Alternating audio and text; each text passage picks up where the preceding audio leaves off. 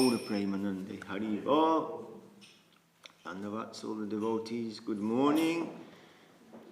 Buenos dias, buongiorno, dobre utro, bokatov, supravatam. Welcome to London, West London chapter.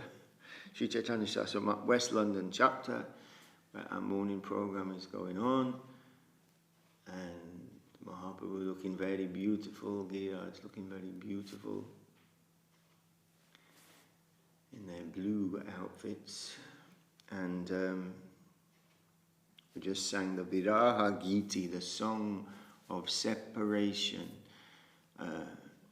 This song of separation sung on the Disappearance Day of the Vaishnavas. Because today is the Disappearance Day of Bhugarbha Goswami and who is it? Vashikra Pandit. I think, let me just check, make sure I'm doing it, saying everything right. Kashishvar Pandit, excuse me. Disappearance of Bhugarbha Goswami and Kashishvar Pandit. So we can say a few words to remember them. Gurudev said, or maybe it was a Ch.Ch. He said that even if we don't know anything about a personality on the calendar, we should at least give jai to them, at least that. But we feel even though we don't know so much about Bhugarbha Goswami comparatively, we feel some, what's the word? Kinship. We feel we have some affection and some knowledge of him because his samadhi is in the Radha Damodar temple, which is right next door to our home in Vrindavan, the Sri Chaitanya Saraswati mission in Seva Kunj. And in the Radha Damodar temple, there's so many samadhis and the beautiful deities of Jiva Goswami and Krishnadas Kaviraj Goswami, Jayadev Goswami, and Bhugarbha Goswami. His deities are called Sri Radha Chalchikan. And his samadhis, they're very close to the samadhi of Rupa Goswami, actually. Bhugarbha Goswami. Bhu is the earth, and Gardava means like a cave or a hole. So he received that name because he used to live in like a hole in the earth in Vrindavan. And he was from the same place and a good friend of Lokanath Goswami, who was he only had one disciple. Who was that disciple? Dauji Prabhu, who is the disciple of Lokanath Goswami? He had one disciple. Who is his disciple? Lokanath Goswami, Prabhu. Anyone? Okay, Ramananda Prabhu. The disciple of Lokanath Goswami.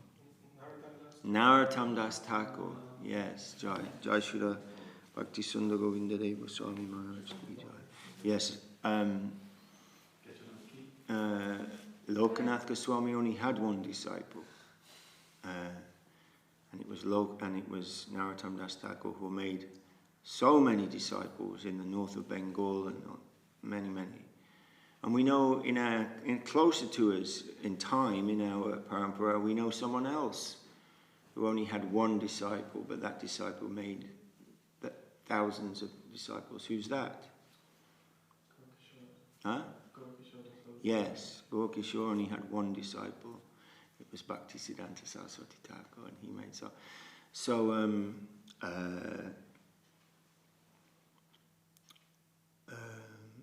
Lokanath Goswami and Bhugarbha Goswami were friends from the same place in Bengal, devotees of Mahaprabhu, and they went to Vrindavan even before Rupa and Sanatana were sent there to try to find the places of the Leela of Krishna. It was all jungle. He didn't know where Keshigat was, or Vangsivat, or Shamakund and Radhakund. All these places that we sing about and hold so dearly. So this is Bhugarbha Goswami. His disappearance day, and Guru Maharaj just said he was unassuming and highly respected sweet Vaishnava. Don't know some of the Vaishnavas we don't know so much about. And I cannot remember this name keeps just slipping out of my Kashishvar Pandit. Kashishvar. Is it Pandit? Kashishvar Pandit, yes. And Kashishvar Pandit was the godbrother of Mahaprabhu. He was a disciple of Ishvara Puri. And there's two that are mentioned, Ishvara Puri and Kashishvar Pandit and Govinda. And when Ishvara Puri is leaving his body and they're looking after him, especially Govinda's looking after his spiritual masters, taking care of him as he's leaving his body. And they're like, what will we do now? And he said, you to go to Mahaprabhu and serve him.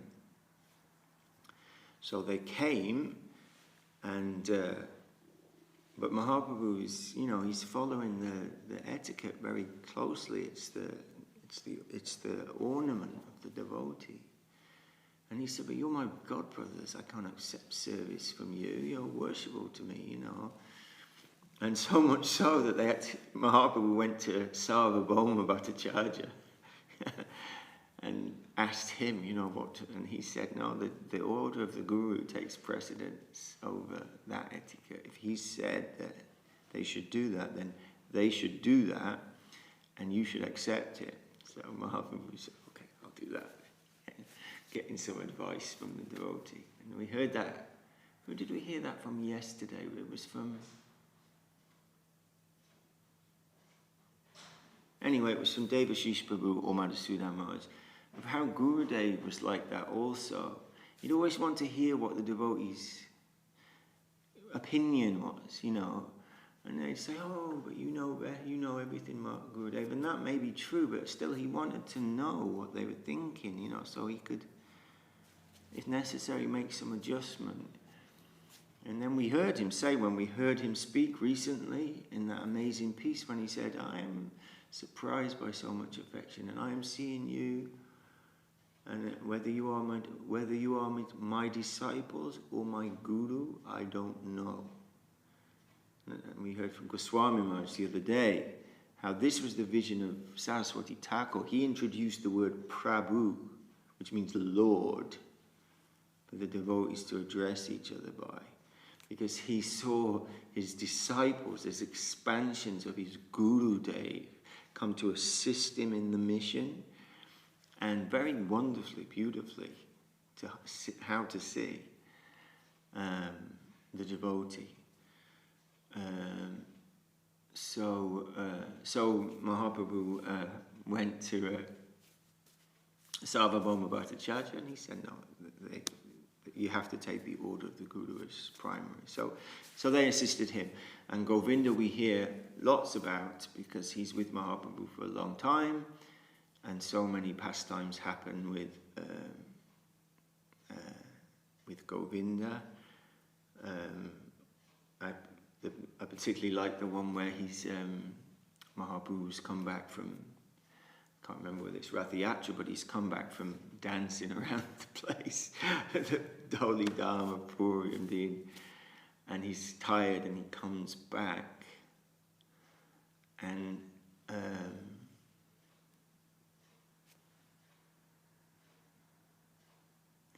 he falls asleep in the doorway of the room, the Gambhira, I guess, but in the doorway of the place where Mahaprabhu's staying. And Govinda's inside the room, but he's got to go outside the room because he's got to bring prasadam for Mahaprabhu. Soon it will be lunchtime. Mahaprabhu's taking a rest and it's going to be lunchtime. And in India, you don't step over any living being. You don't step over a dog or a cat or a person. You know, when you see people going through the temple room, they're all very careful not to, or the book even, you know, anything like that, not to step over things.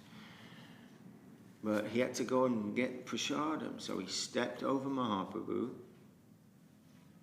then brought the prasadam, or did whatever he had to do anyway. Then he came back, and he couldn't get back into the room where Mahaprabhu was there. Anyway, when Mahaprabhu finally says, "What's going on?" He says, "Why didn't you come back in the room and take rest?" He said, "Because I would have had to step over you." And he says, "But you stepped over me already when you went to get prasadam." He said, "Yes, but that was for my service. I had some service to you that I had to do, so I could take that risk, you could say. But I'm not going to take that risk just so I can lie down or something like that." Anyway, maybe I told it a little wrong, but it's a very sweet story of Govinda. And so he was one of the godbrothers, the godbrother of Mahaprabhu. And Kashishvar, am I saying it right? I cannot remember. Hare Krishna. Pray for the mercy of Kashishvar Pandit. Yes, Kashishvar. He was very big devotee, big, strong devotee. So he used to be something like a bodyguard of Mahaprabhu. Like even in those days when it was Rath Yatra and these big festivals, there's thousands and thousands of devotees there, and they all want to see Mahaprabhu. They want to get close to Mahaprabhu. So he would make a path and make sure that people were like staying, you know, so Mahaprabhu could go along. So anyway, these two wonderful devotees, today is their disappearance day, so we're privileged to be able to remember them and repeat something that we heard. It's not so much, but something better than nothing. And then we should read, because I need to stop. I need to stop sharply today at 8 o'clock because we have to go to Siberia quite quickly, and it's a long way to Tomsk. They're in the same time zone as Thailand. It's that far east that it's the same Thailand. It's the same time zone as Thailand, so it's a long flight to get to. We're just going to go by, you know. Just going to zoom there. And we're just going to zoom there, exactly. Okay. So we're still in this beautiful 4th chapter of the Adi Leela, the internal reasons for the Lord's appearance. Jaya Jaya Shri Chaitanya Jaya Nityananda Jaya Advaita Chandra Jaya Bodha Bhakta Vinda. And it's, you know, it's the very essence for why Mahaprabhu. So it's very high and very deep and very wonderful, and we're hearing it. So he's saying, if we go back a couple of verses to verse 56, Srila Kaviraj Goswami is saying, Radha and Krishna are one and the same, but they have assumed two bodies. Thus they enjoy each other, tasting the mellows of love, rasa, tasting rasa. Now to enjoy rasa, they have appeared in one body as Lord Chaitanya Mahaprabhu. Then he says, therefore I shall first delineate the position of Radha and Krishna. From that, the glory of Lord Chaitanya will be known. Okay, so we're starting today on this verse 59 of this chapter. Radhika Hayana Krishnera Pranaya Vikara Swarupa Shakti Hladini Nama Yahara. Srimati Radhika is the transformation of Krishna's love. She is his internal energy called Hladini. Hladini Karaya Krishna Anandasvadana Hladinira Dvare Kare Bhaktara Poshana. That Hladini energy gives Krishna pleasure and nourishes his devotees. Hare Krishna. Sat-Chit Ananda Purna Krishnara Svarupa Eka Ichit Shakti Tara Dhare Tina Rupa. Lord Krishna's body is eternal, Sat, full of knowledge, Chit, and full of bliss, Ananda. His one spiritual energy manifests three forms. Anandangse Hladini, Sadangse Sandini, Chidangse Samvit, Yadagyana Kari Mani. Hladini is his aspect of bliss, Sandini of eternal existence, and Samvit of cognizance, which is also accepted as knowledge. Hare Krishna Jai Shri Guru Gauranga Radha Giridhari Ki Jai. Okay, so then Krishnadas Kaviraj Goswami is quoting a verse from the Vishnu Purana. Hladini Sandini Sangvit Tvayeka Sarva Sangstitau Hladata Pakari Mishra Tvayi no Gunavajite. O Lord, you are the support of everything. The three attributes, Hladini, Sandini, and Sambit, exist in you as one spiritual energy. But the material modes, which cause happiness, misery, and mixtures of the two, do not exist in you, for you have no material qualities. Sandineda Shara Angsha Shuddha Shatvanam Bhagavanera Shatahaya Yahate Vishrama. The essential portion of the Sandini potency is Shuddha Sattva. Lord Krishna's existence rests on it. This is the eternal existence potency. Hare Krishna. Mata Pita Sthana Griya Shayashana Ara Eshaba Krishnera Shuddha Sattvara Vikara. Krishna's mother, father, abode, house, bedding, seats, and so on are all transformations of Shuddha Sattva.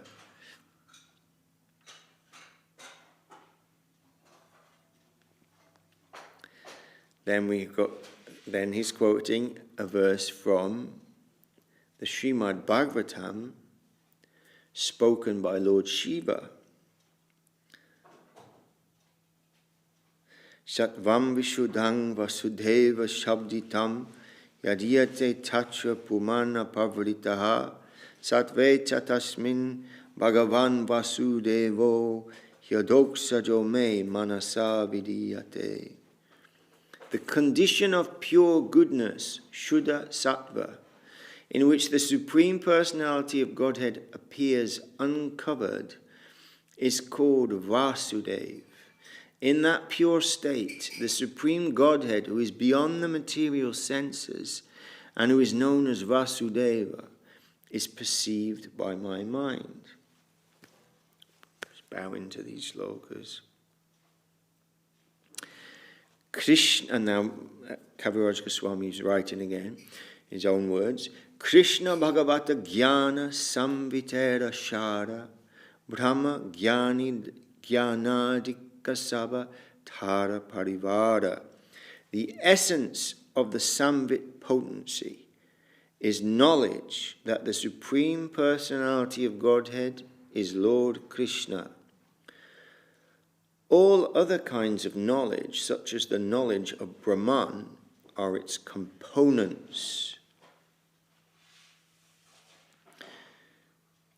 Hladinira Shara Prema, Prema Shara Bhava, Bhavara Paramakasta Nama Mahabhava, Mahabhava Svarupa Shri Radha Thakurani, Sava Guna Kani Krishna Kanta Shiromani. The essence of the Hladini potency is love of God. The essence of love of God is emotion, bhava. And the ultimate development of emotion is mahabhava. The embodiment of mahabhava is Sri Radha Thakurani. She is the mine of all good qualities and the crest jewel among all the lovely consorts of Lord Krishna. Hare Krishna. Tayo apyubhyayo madhye radhika savatadika mahabhava svarupayam gunai atavariyasi. This is from the Ujjvala Nilamani of Sri Rupa Goswami. He's writing, of these two gopis, Radharani and Chandravali, Srimati Radharani is superior in all respects. She is the embodiment of Mahabhava, and she surpasses all in good qualities. Krishna Prema Bhavita Yana Chitendriya Kaya Krishna Nija Shakti Radha Kridara Sahaya. Her mind, senses, and body are steeped in love for Krishna. She is Krishna's own energy, and she helps him in his pastimes. Then Kaviraj Goswami is giving us a verse from the Brahma Samhita. Ananda Chinmaya Rasa Pratibhavitavish Tabyeya Eva Nijarupataya Kalabhihi Goloka Eva Nivasatya Kilatma Bhuto Govindamadi Purusham Tangahang Bhajami. I worship Govinda, the primeval Lord, who resides in his own realm, Goloka, with Radha, who resembles his own spiritual figure, and who embodies the ecstatic potency, Hladini. Their companions are her confidants, who embody extensions of her bodily form, and who are imbued and permeated with ever blissful spiritual rasa. Hare Krishna.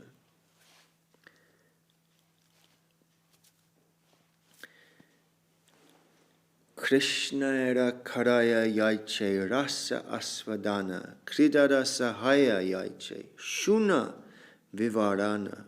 Please listen to how Lord Krishna's consorts help him taste rasa and how they help in his pastimes.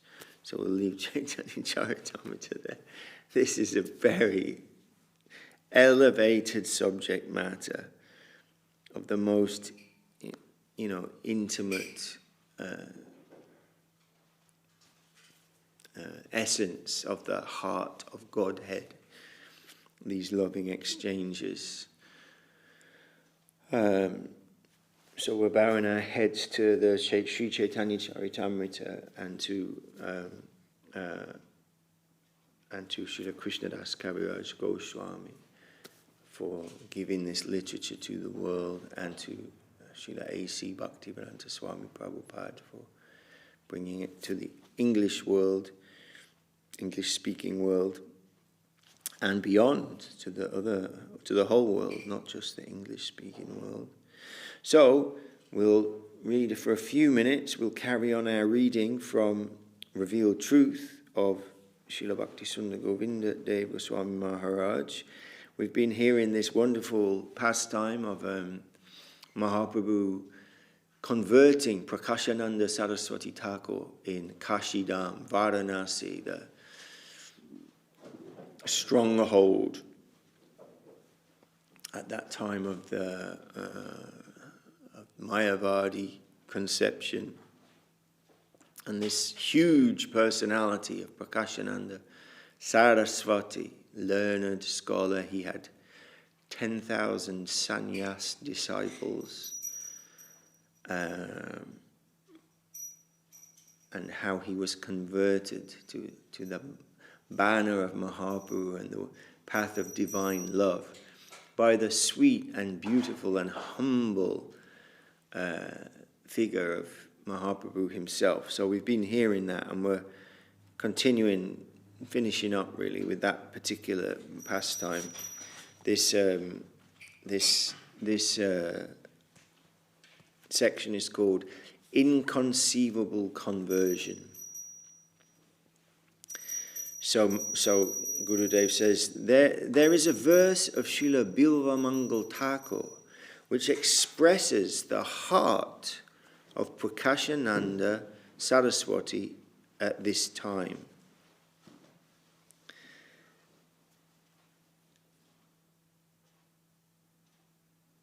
Advaita Viti Pratikai Upashya Svananda Singhashana Labda Dikshaha Satena Kenapi Vayang Hatena Dasi Krita Gopa Vadhu Vitena. He says, I was a Brahma Jnani, and I was following the conception of Soham. I am Brahma. I am that. No one could defeat me or convince me of anything otherwise. I was happily situated with full regard in the conception of Advaita Marg, monism, all is one. I was the worshipped headmaster of Advaita Marg, the guru of the Sampradaya. I held the highest chair, and I sat on my throne in great satisfaction.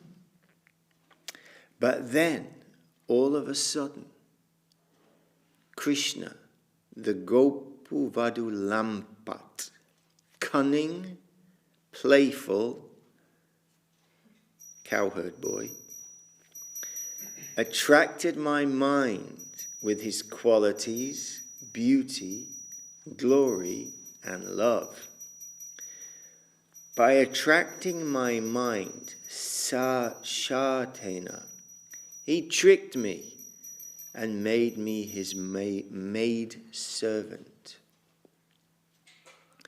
Krishna is so merciful that he forcibly took my heart and engaged it in the service of the gopis.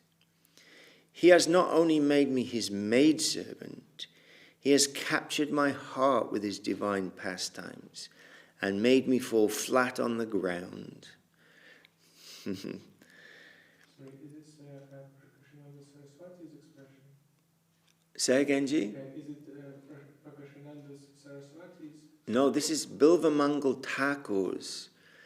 Gurudev says, there is a verse of Srila Bilva Mangal Thakur which expresses the heart of Prakashananda Saraswati at this time.